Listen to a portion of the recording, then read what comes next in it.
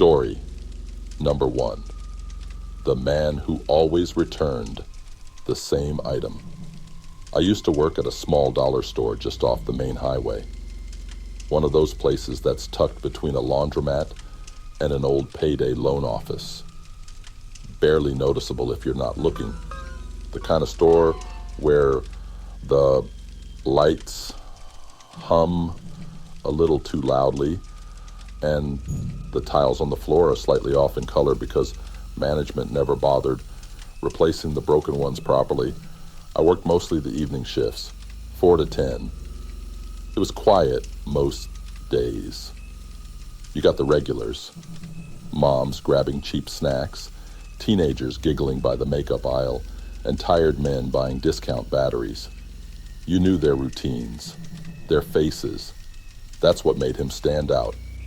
He came in every Friday night, like clockwork, always around 8:15, always wore the same outfit, navy windbreaker, tan slacks, brown shoes with a noticeable scuff on the right toe. His hair was white, neatly combed, and he always walked slowly, as if measuring every step. He never bought anything. He only returned. Always the same item, a black-handled kitchen knife, still sealed in its plastic packaging. Receipt always folded perfectly in half. "I'd like to return this," he'd say. No expression, no eye contact, just those same 5 words spoken in a voice so steady it was almost unsettling. At first, I didn't think much of it. People return things all the time, even at a dollar store. Maybe he bought a few at once and was returning extras. But after the 3rd week, I started to feel off about it. "Didn't work," he said one night when I asked what was wrong with the knife. "It didn't work?" He blinked slowly. "No?" That was all he said. I gave him the refund, $1 plus tax. He walked out without another word. After that, I started keeping track. I wrote it down in a little notebook I kept by the register, just out of habit. Week after week. Same time, same man, same knife. By the 8th return, I mentioned it to my manager, Lisa. She laughed it off. "Maybe he's one of those old guys who just needs a reason to talk to someone," she said. "Let him have it. He's harmless." Maybe she was right, but it didn't feel harmless. One night, I decided to follow him. Not far, just out of the store. I clocked out right after him and slipped out the side door. He walked slowly, just like he did inside, heading down the sidewalk that curved behind the plaza. It was dark back there, just one flickering streetlight and the quiet buzz of power lines above.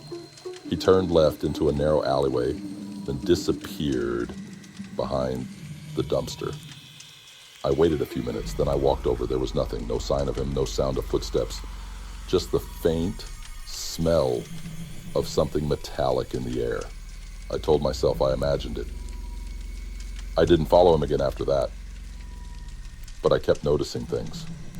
We had a drawer in the back room where we kept returned items to be processed. I started checking it every Saturday morning. His knives were always gone. No one knew where they went. Lisa said corporate probably had someone picking them up, but I checked with the morning staff. No one remembered removing them, and the return log didn't show anyone scanning them out. One Friday he came in later than usual. Almost 9:30. The store was dead quiet. Just me at the counter and that low electric hum from the ceiling lights. He walked up, placed the knife on the counter, and paused. I looked up at him. For a second, I thought I saw something in his eyes. Not fear, not sadness. Something like disappointment. "I'd like to return this." His voice cracked slightly, just a hair. "What didn't work?" I asked, more carefully this time. He looked at me, really looked For the first time, the lights above us flickered.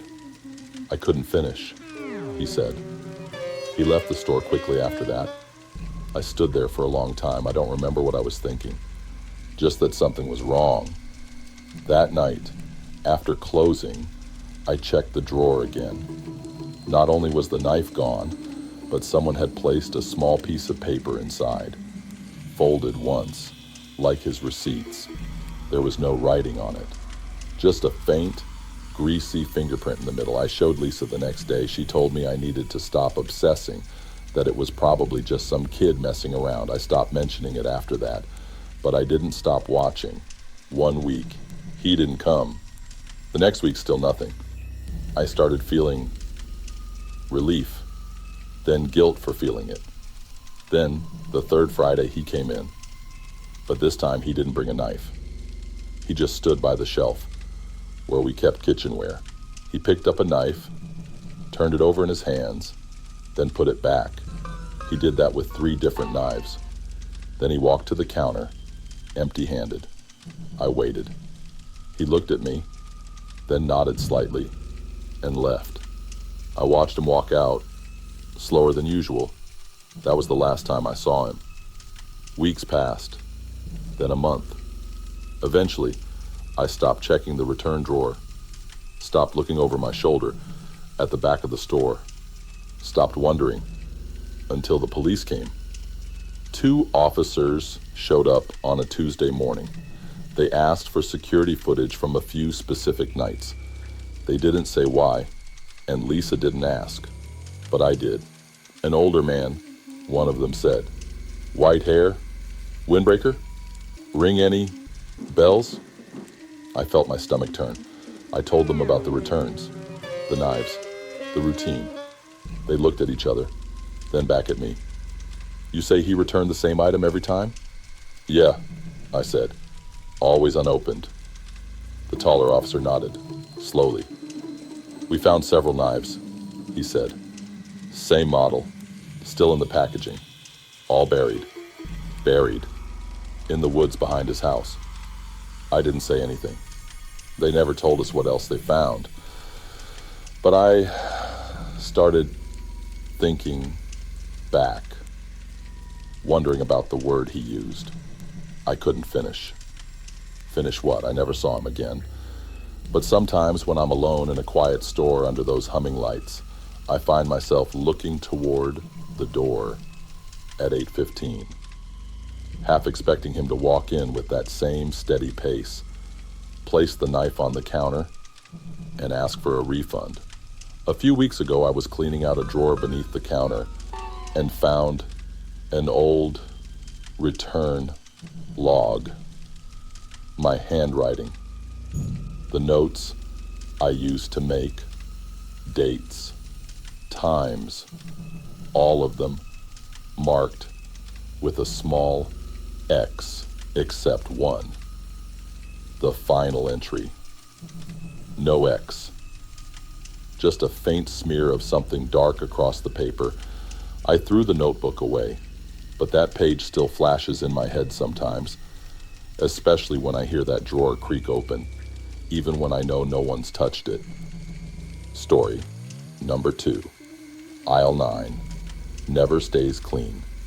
I used to do the night shift at a dollar store just outside of town. It was the kind of job you take when you're in between things. Quiet, simple, repetitive. I didn't mind it. Stock the shelves, mop the floors, take inventory. 6 p.m. to midnight, 5 days a week. We had 4 aisles, a tiny back room, 1 register, and buzzing overhead lights that flickered when the weather changed. Most of the regulars came in before 9, so the last few hours were usually silent. That's when I started to notice it. Aisle 9. Except we only had 4 aisles.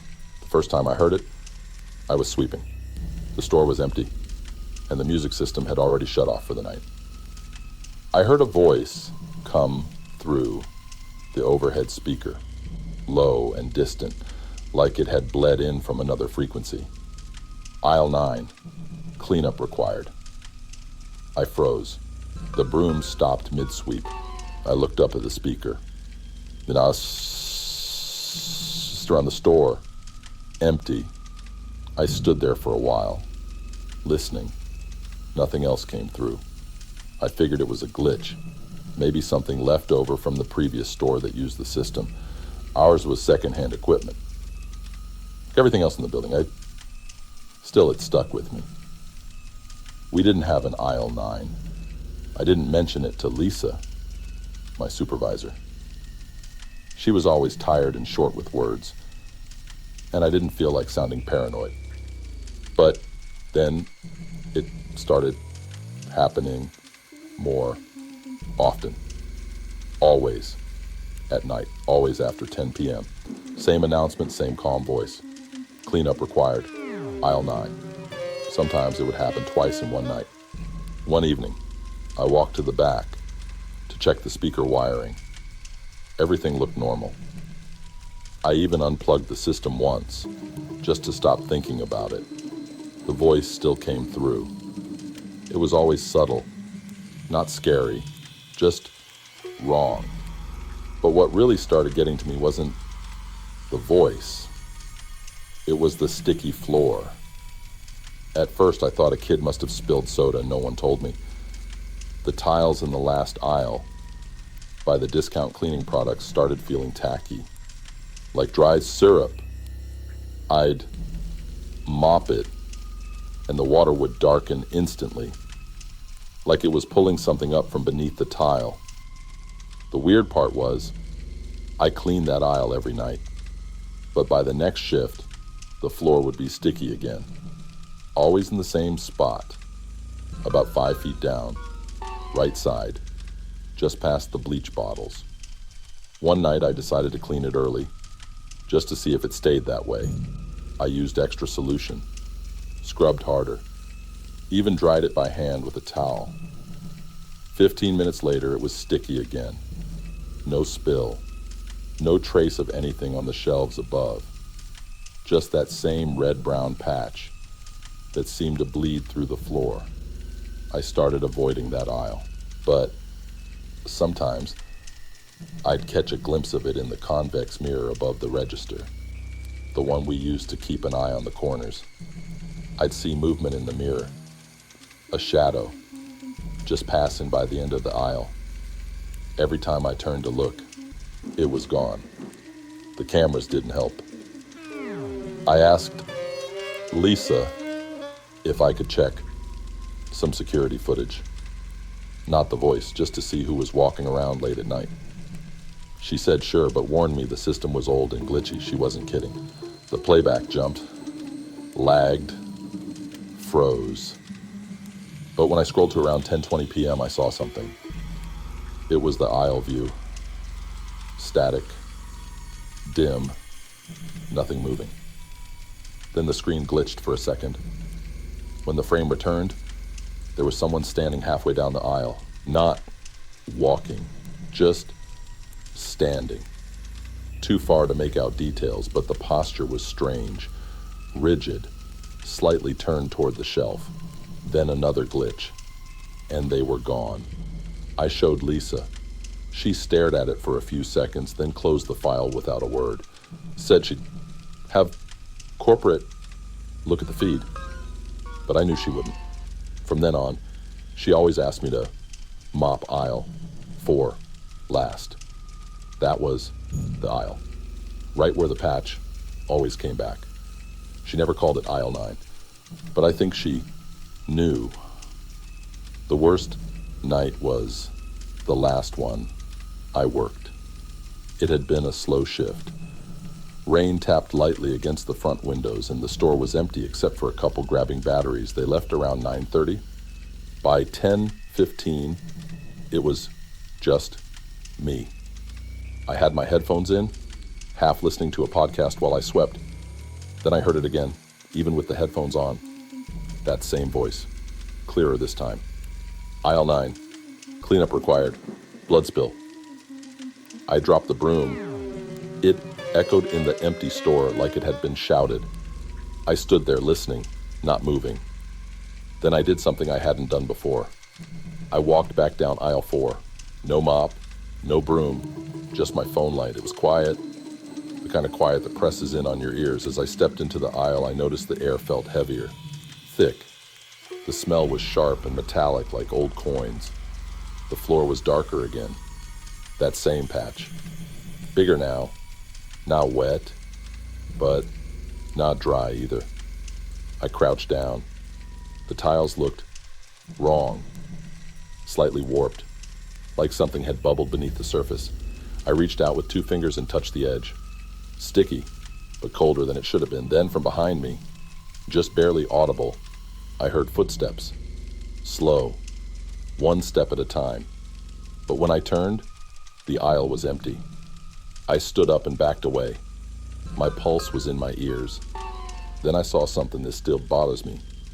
A small, white card, halfway tucked behind a bottle of glass cleaner. I pulled it out. It was a price tag.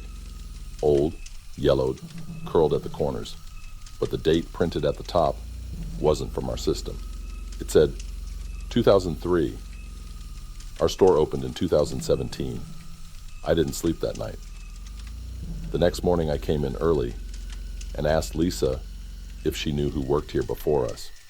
She hesitated. There was another store.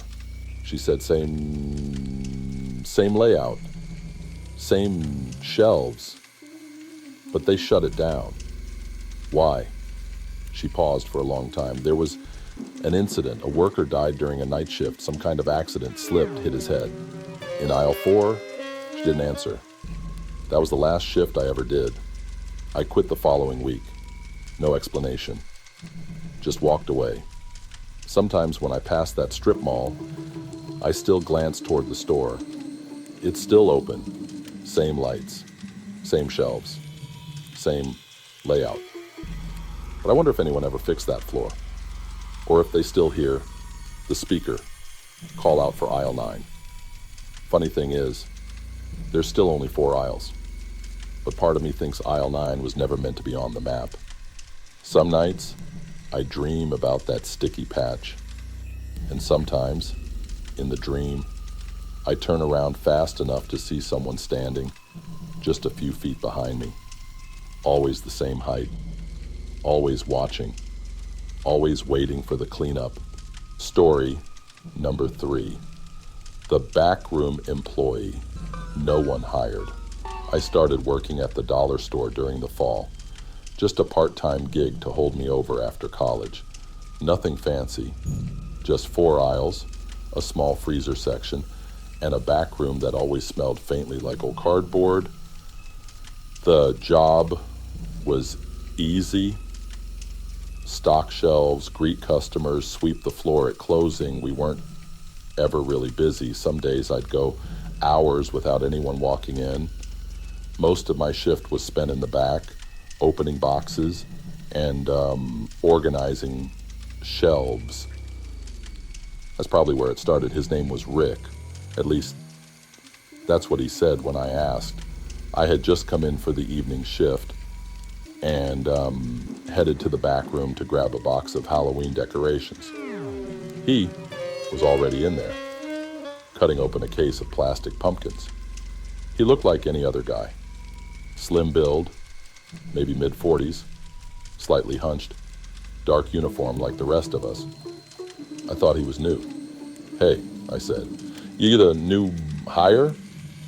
He didn't look up, just nodded, almost like he didn't really hear me.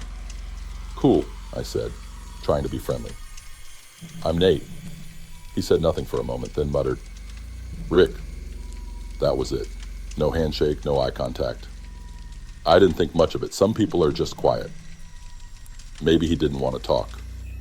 Over the next couple of weeks, I'd see Rick now and then. Always in the back, always working alone. He never came up to the register, never interacted with customers, and no one ever called him on the walkie, but boxes would be unpacked, shelves would be filled, and I just figured he was on the night crew or something. I asked Lisa, our manager, about him once. We were going through payroll hours when I brought it up casually. Hey, what's Rick's last name? She blinked. Rick? Yeah. He's usually back here during my shift. Tall guy, kinda quiet. Lisa stared at me for a few seconds, like trying to read if I was joking. There's no one named Rick on payroll. I laughed, thinking she was messing with me. No, seriously, he was just in the back, like 2 nights ago, sorting the clearance stuff. She shook her head. I don't have anyone on staff named Rick. Are you sure you're not thinking of Ryan? Ryan was a college kid who worked weekends. Totally different guy. I just said, yeah, maybe, and dropped it. But something didn't sit right. That night, I walked into the back room again. Slower this time. I looked around. Boxes stacked neatly. Shelves lined up. Tape gun left on the counter. Everything normal. Except there was a faint hum in the air like a fridge running behind a wall. I checked the schedule the next day. Only 2 people were clocked in during my shifts that week. Me and Lisa. No sign of a third name. I decided to pay more attention. Whenever I saw Rick, he was doing something methodical. Stocking shelves, folding cardboard, writing something down on a small notepad he kept tucked into his back pocket. I never saw his face clearly. He always angled away from the light, like he preferred the shadows. One night, I stayed a bit after closing to help Lisa with the inventory. She had to leave early, so I finished alone. Around 11:45, I was counting units of canned soup when I heard a thud in the back. I called out, "Rick?" No answer. I walked to the back room. The lights were already off, but the motion sensor flickered on as I stepped in. The tape gun was on the floor. A box of paper towels had been torn open, like someone had rushed through it. There was no one there. I checked the lot outside. Empty. Just my car under the flickering lamplight. I locked up and went home, but that image of the tape gun on the floor stuck in my head all night. A few days later, I caught a glimpse of Rick from the front register. Just his shoulder as he moved behind the storage racks. I walked back again, determined to talk to him properly, but he wasn't there. The light flicked on, nothing but sealed boxes. And the odd thing, a notepad sitting on the metal shelf. I opened it. Each page had neat handwriting, lines of product names, inventory numbers, notes about restocking. Some pages looked decades old, yellowed at the edges, like they'd been handled over and over. The last page caught my eye. It just said, "Stop asking. He doesn't like to be seen." That was it. I put the notebook down and backed out of the room slowly. The next morning I came in early. Lisa was already there, sorting the new deliveries. I told her everything. The notepad, the back room, Rick. She stared at me, quiet for a moment. Then she said, "You're not the first to say something like that." I waited. "There was a guy," she said finally. "Worked here before I managed this place, back when it first opened. Everyone called him Ricky." She rubbed her arms like the room had gotten colder. "He worked the back room, never liked the front. One night he just didn't come home, no sign of him. Cops never found anything. His locker was still full. Apron hanging inside, name tag and everything." She didn't say much more after that. Just told me not to work past midnight anymore. That night, I stayed late anyway. Not because I wanted to, but I had to know. I waited in the darkened front, pretending to count registers, just listening. The buzz of the lights overhead, the occasional creak of the ceiling tiles, ticking the wall clock. Then just past 11:40, I heard footsteps. Deliberate, slow. From the back, I stood up, walked slowly to the back room. The light didn't come on right away, like the sensor was hesitating. Then, as it flickered on, I saw the silhouette of someone at the far end, not moving, just standing there, facing the corner. I didn't say anything. I backed away, quiet, careful, locked up, and left early. I never told Lisa about that night, but I never saw Rick again either. The boxes still get unpacked. The shelves still get stocked overnight, even when no one's scheduled. The back room still smells like cardboard and something faintly sour. And once in a while I find that notepad tucked between shipments, pages torn out, rewritten, dated back years before I ever worked there, always the same handwriting. I still work there. I don't go in the back room anymore. Not alone. Sometimes I think about that first night I saw him, the way he moved, like he'd been doing this job forever, like he never stopped, even after no one remembered hiring him, even after they stopped paying him. Maybe some people just never clock out, and maybe the back room remembers, whether we want it to or not. Story number 4. She never blinked at checkout. I used to work the closing shift at a dollar store on the edge of town, one of those stores where the air always feels a little too still and the floor tiles never stop squeaking no matter how many times you mop them. It wasn't a bad job. Boring, mostly. I'd sweep, restock, keep an eye on the register. We closed at 11, and by 9 p.m. it usually got so quiet you could hear the soft click of the clock above the entrance door. That's when she started coming in. It was always after 9, never earlier, never later than 10:30. She wore the same thing every time, an oversized gray sweater, long black skirt, flats with worn soles, no purse, just her hands folded neatly in front of her stomach. And she'd always buy one thing, a small pack of matches. We kept them near the register, and she never hesitated, walked straight up, placed them gently on the counter, and stared directly at me. She didn't smile, didn't speak, didn't blink. That's what got me first. I didn't even notice it right away. At first I thought she was just shy, maybe a little socially awkward. But the third time she came in, I started paying attention. She placed the matches on the counter and locked eyes with me. Her eyes were wide, glassy, and just a little too still, like a doll's. I waited for her to say something, but she didn't. I rang her up, gave her the change, and she walked out. No bag, no words. I watched her walk through the automatic doors. She didn't look back. The security footage confirmed it.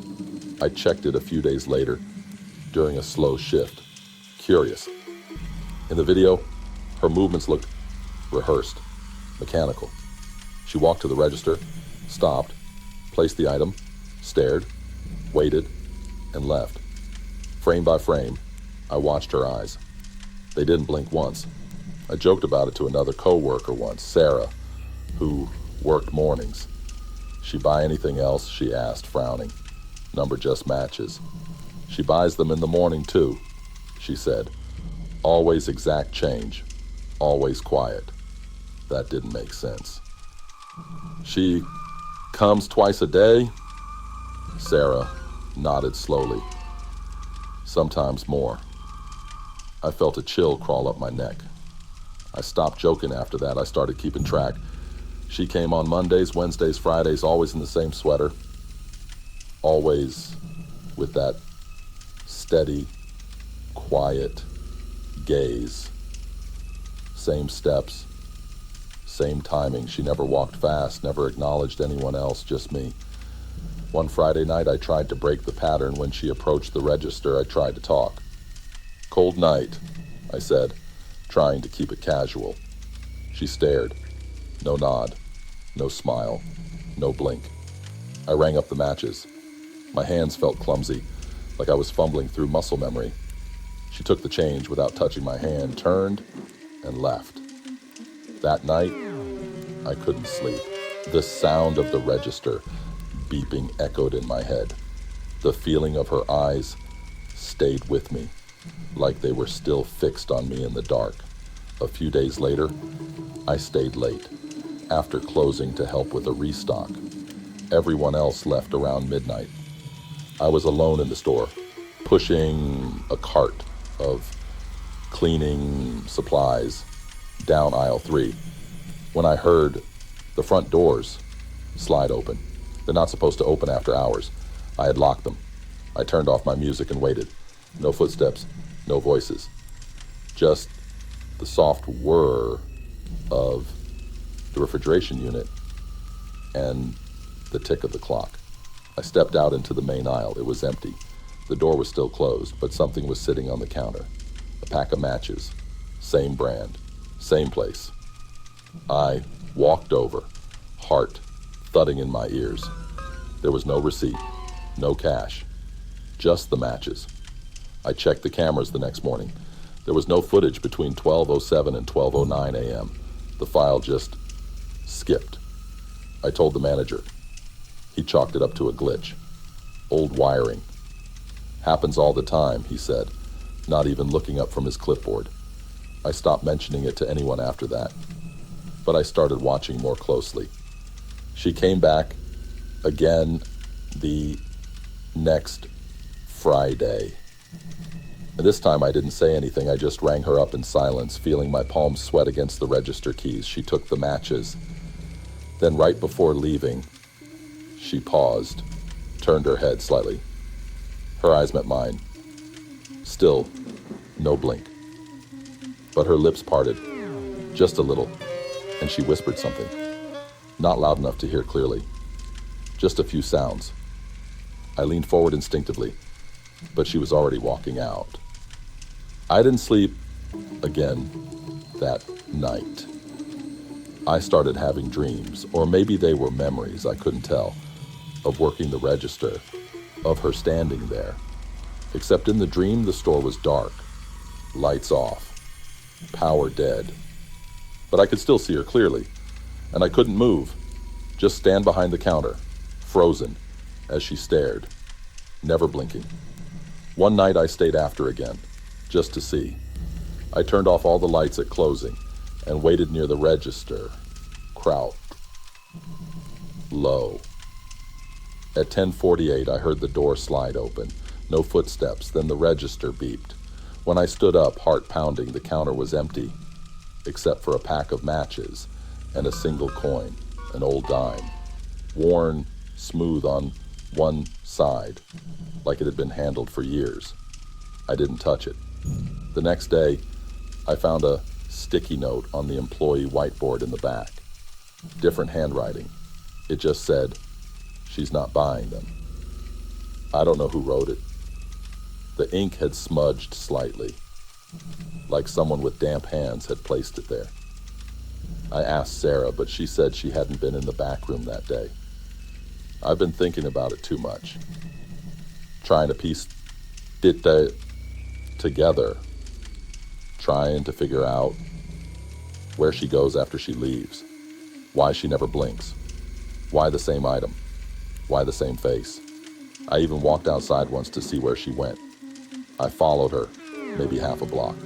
She turned the corner past the alley beside the hardware store. When I turned it too, she was gone. No sound, no trace, just the wind rustling an old candy wrapper across the sidewalk. That was 2 weeks ago. She hasn't come in since. But sometimes, late at night, I think I hear the register beep. And when I check the counter the next morning, there's nothing there, except for that same old dime, just sitting on the edge, waiting. Story number 5, Voices from the Walkie.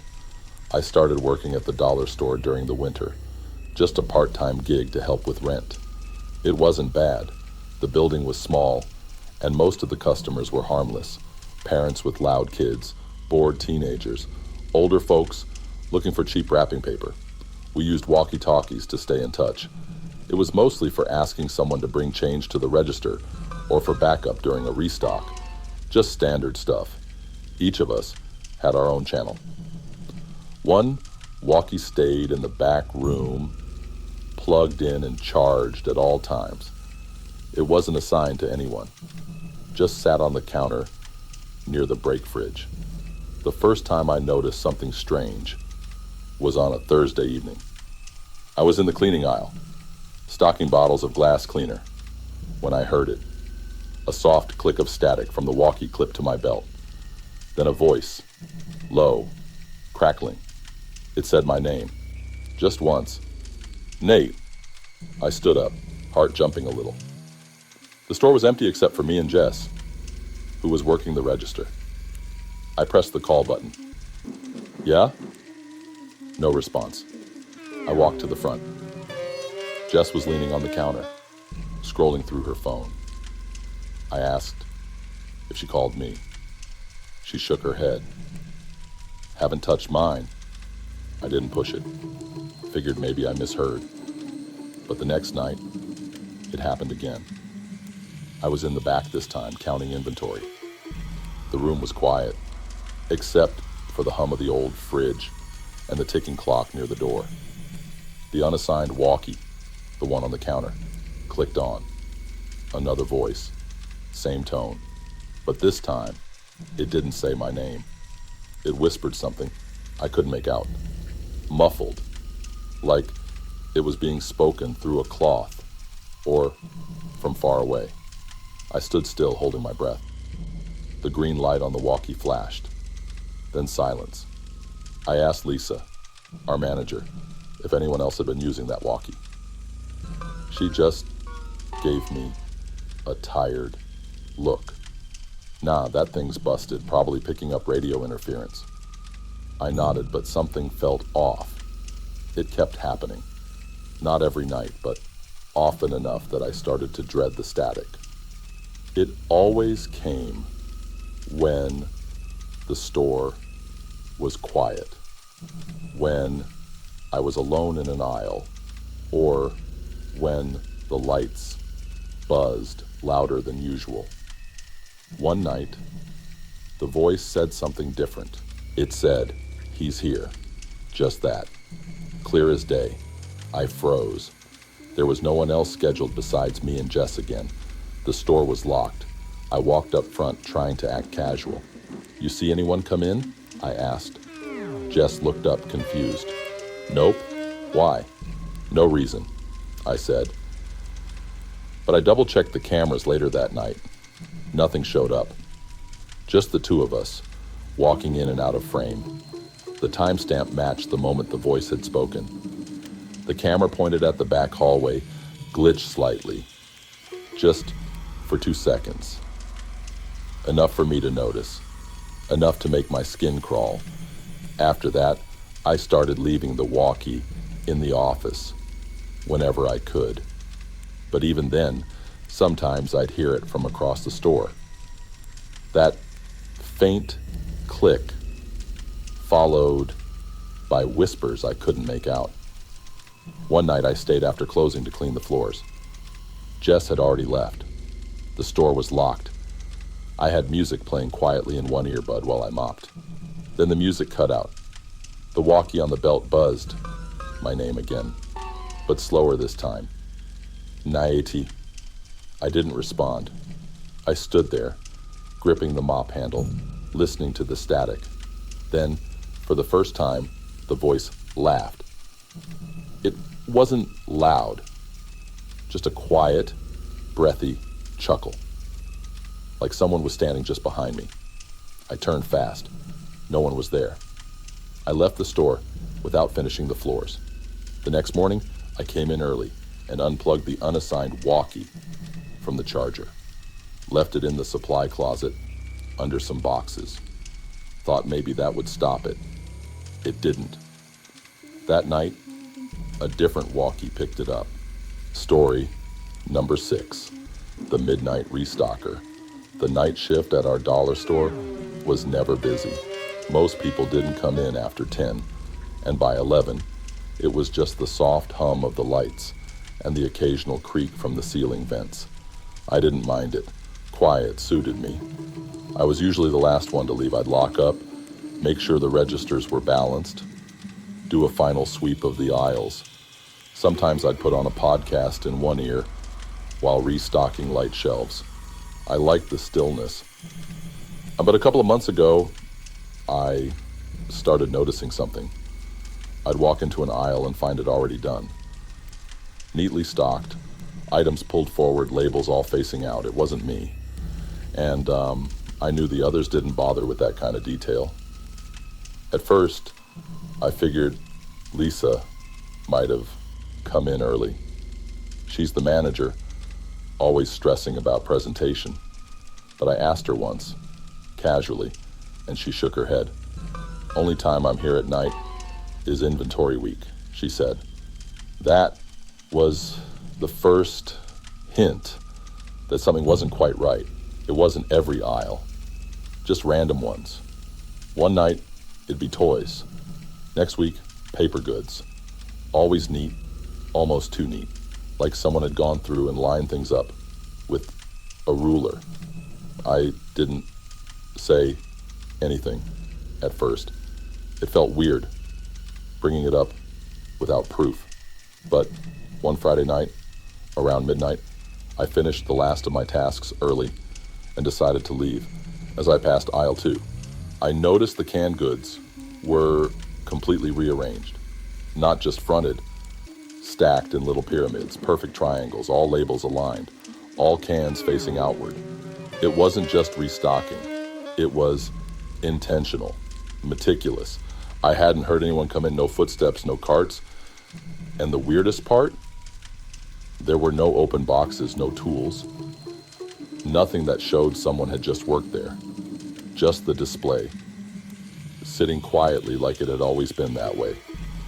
That night, I turned off all the lights except the front ones and sat near the register, phone in hand, camera open.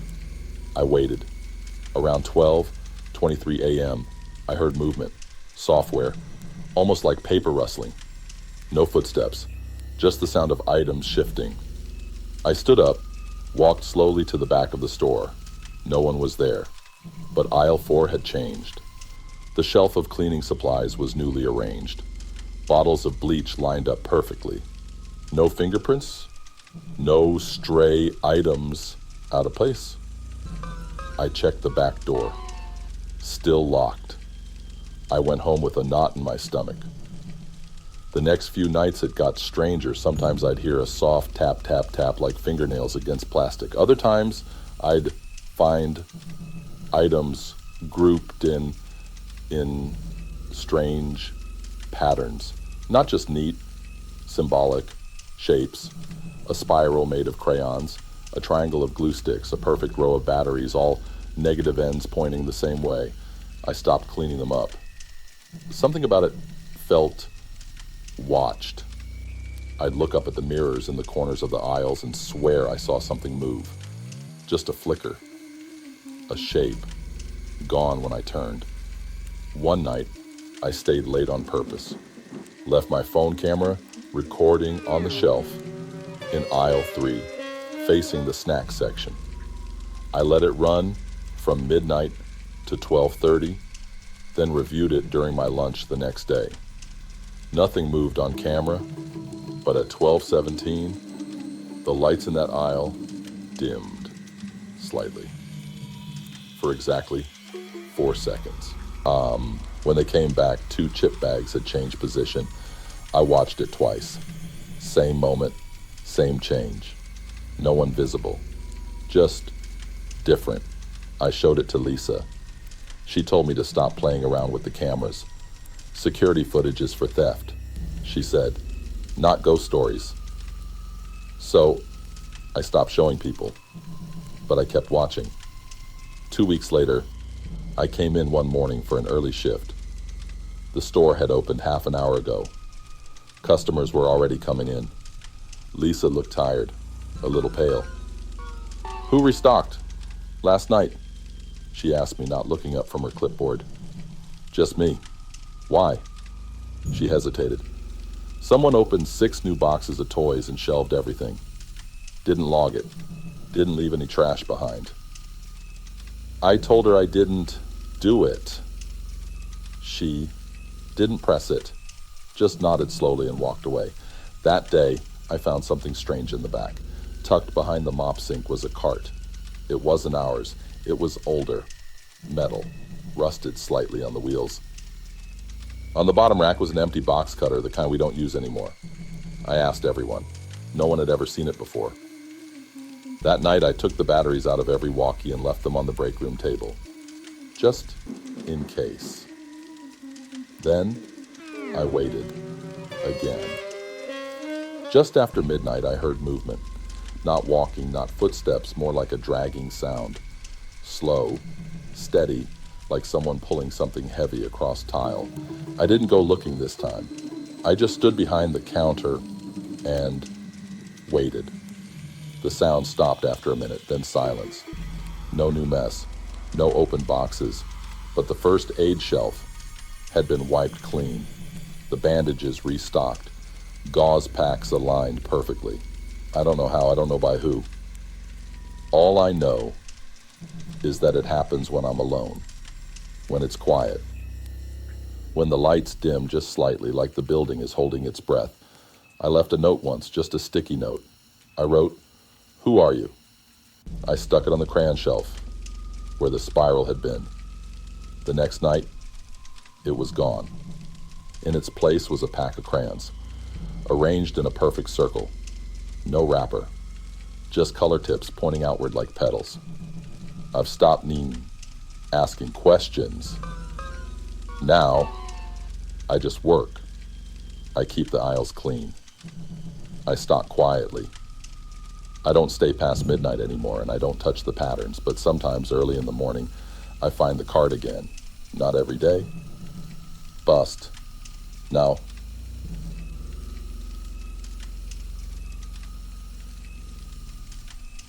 Park Silas's bud. Silas is standing silently between the aisles, facing nowhere in particular. Like someone's still using it, like someone never clocked out. Story number 7. The locker that was never opened. When I started working at the dollar store, I didn't think much about the break room.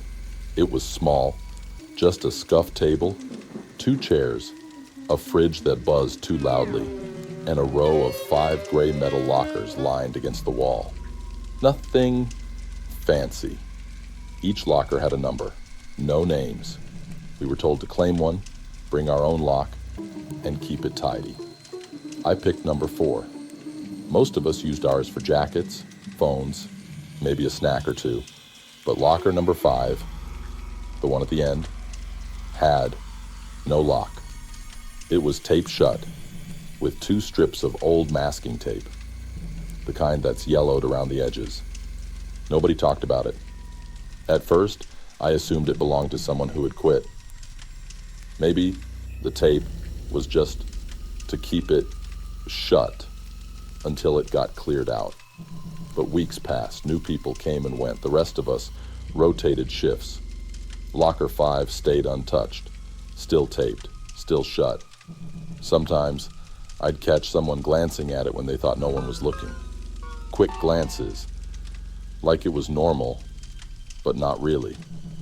Like they were remembering something they didn't want to think about. One day, on my break, I asked Sarah about it. She was the kind of person who knew things, who'd been there long enough to see people come and go. I nodded toward the locker. "What's the deal with that one?" She didn't look at it, just stirred her coffee and said, "Don't mess with it." That was it.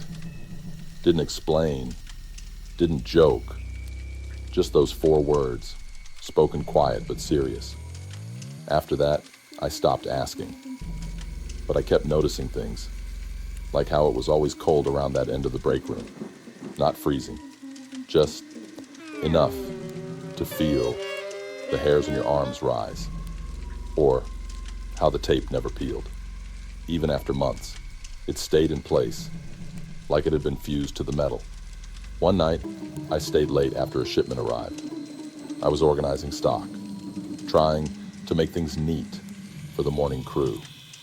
The store was quiet, lights dimmed, back room silent. I went to grab my jacket from the break room. As I walked in, I heard a soft, metallic click, like a latch moving. I turned toward the lockers. The tape on locker 5 was curling at the edge, just slightly, like it had been peeled back and pressed down again. I froze. No one else was in the store. I checked the office. Empty. Doors locked. Still, I stared at that locker for a long time before grabbing my stuff and leaving. After that night, it started to bother me more.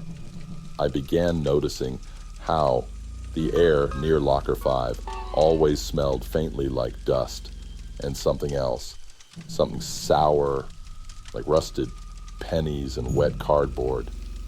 I told myself I was imagining it, overthinking. But one afternoon, I came in for a shift and found the tape was gone.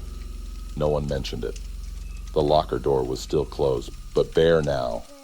Just the handle. No lock. Nothing holding it shut. I stood in front of it longer than I should have. Something about it felt wrong, like the door wasn't just closed, it was holding something in. I didn't open it. Not then. A week passed, then 2. Strange things started happening. I found an old name tag on the floor behind the mop sink. Bent, scratched. The name had been half scrubbed off, but you could still read most of it, Darren. Kurt. We didn't have a Darren. I asked Lisa, our manager. She looked confused for a second, then shrugged. Maybe before my time, she said, taking the tag and tossing it in the trash. But later that night, I found the same tag again, back behind the mop sink. Same bend, same scratch, same name. I didn't mention it again. Then there were the photos, small Polaroids tucked behind boxes in the back room, 4 of them. Each one showed someone standing in the store. None of them looked familiar. The backgrounds were dark, like the photos had been taken after hours. The people were all turned slightly away, blurry, as if they hadn't known they were being photographed. On the back of each photo, someone had written a number. Not dates, not prices, just single digits, 1 through 4. I looked at the lockers the next morning. Mine was number 4. That evening, I opened my locker and found the 5th photo. It was a picture of me, from behind, standing in aisle 2. My head slightly turned. The angle matched one of the security camera spots, except the store had no Polaroid cameras, and no one had access to the security feed but Lisa. I didn't say a word, but that night, after everyone had left, I went into the break room alone. The air was cold. Still. Locker 5 stood there, quiet, waiting. I stared at the handle for a long time. Then, I pulled it open. Inside, it was dark. No shelves, just space. A crumpled apron hung from a hook, stained and wrinkled like it hadn't been touched in years. A name tag pinned to it. Darren. Below it, neatly stacked. Were the same 4 Polaroids I'd found. Except now, there were 5. The 5th one was still of me. Only this time I was looking directly at the camera. Eyes open. No expression. I hadn't taken that photo. I hadn't posed for it. I stared at it until my chest felt tight. Then I closed the locker and backed out slowly. I didn't tell anyone. I switched lockers the next day. Left number 4 empty. Sarah didn't ask why. She just looked at me, then at locker 5, and nodded slightly, like she understood. I still work there, but I don't take breaks in the back anymore, and I never open locker 5. Not again, because every now and then, I find things in my new locker. A name tag I didn't put there. An old receipt from a shift I never worked. And once, folded carefully, a piece of yellowing masking tape. Still sticky, still warm. If that story gave you chills, don't forget to like the video and subscribe to the channel for more quiet, unsettling horror just like this. And hey, if you've ever experienced something strange at work or in a place that just didn't feel right, share your story in the comments below. I'd love to read them. Also, don't forget to check out the other videos appearing on your screen right now. Each one more disturbing than the last. Thanks for watching.